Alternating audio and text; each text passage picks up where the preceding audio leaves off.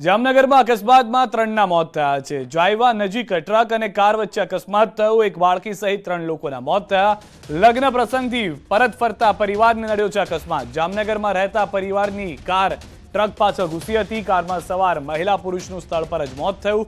2 વર્ષની બાળકીનું સારવાર દરમિયાન મોત થયું।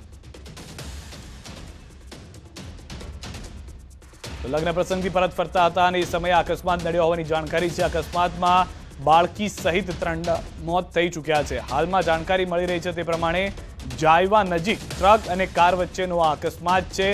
લગ્ન પ્રસંગથી જ્યારે પરત ફરી રહ્યા હતા રાત્રિ સમયે ત્યારે આ અકસ્માત થયો હોવાની પ્રાથમિક જાણકારી મળી રહી છે। કોની ભૂલ કેવી રીતે અકસ્માત થયો તેને લઈને તપાસ શરૂ કરી દેવામાં આવી છે, પરંતુ એક પરિવાર વિખાઈ ગયો છે જેમાં બાળકી સહિત 3 લોકોના મોતના સમાચાર મળી રહ્યા છે। જાયવાનો એ રસ્તો કે જ્યાં આગળ સતત ટ્રાફિક પણ રહેતો હોય છે ત્યાં ગંભીર અકસ્માત થયો છે। આસપાસથી અનેક લોકો પણ મદદે આવ્યા હતા, જેઓએ સારવાર માટે પણ ખસેડવાની શરૂઆત કરી હતી। ન્યૂઝ 18 સંવાદદાતા કિંજલમાં જોડાયા છે। કિંજલ, કેવી રીતે આ ઘટના ઘટી હતી? હાલમાં વધુ શું જાણકારી છે અકસ્માતને લઈને?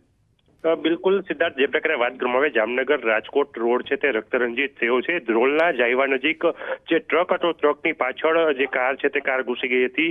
આ અકસ્માતમાં 3 લોકોના મોત થયા છે। સાસુ, જમાઈ અને તેની બાળકી છે 2 વર્ષની બાળકી, તે 3 લોકોના મૃત્યુ નીપજ્યા છે। જે પ્રકારે સમગ્ર ઘટનાક્રમ રહ્યો છે, જે અકસ્માત સર્જાયો હતો ત્યાં સાસુ અને જમાઈના ઘટના સ્થળે જ મૃત્યુ નીપજ્યા હતા, ત્યારે 2 વર્ષની બાળકી છે તેમને જામનગર સારવાર માટે ખસેડવામાં આવી રહી હતી। તે દરમિયાન જ તેનું પણ રસ્તામાં મૃત્યુ નીપજ્યું છે। જે પ્રકારે સમગ્ર ઘટના સામે આવી રહી છે। ધ્રોલ પંથકમાં છેલ્લા 1 અઠવાડિયાની અંદર આ બીજો અકસ્માત છે કે જ્યાં સતત 3 લોકોના બીજી વાર પણ મૃત્યુ થયા છે, જેને લઈને જામનગરમાં ચકચાર મચી ગઈ છે। સિદ્ધાર્થ, આભાર સમગ્ર માહિતી બદલ કિંજલ। તો હાલમાં જે કાર હતી તે ટ્રકની પાછળ ઘૂસી ગઈ હતી, જેમાં અકસ્માત થયો હોવાની પ્રાથમિક જાણકારી છે। વધુ તપાસને લઈને પોલીસે પણ શરૂઆત કરી દીધી છે, પરંતુ હાલમાં જાણવા મળી રહ્યું છે એ પ્રમાણે ટ્રાફિકના સમયની દરમિયાન આ ઘટના ઘટી છે।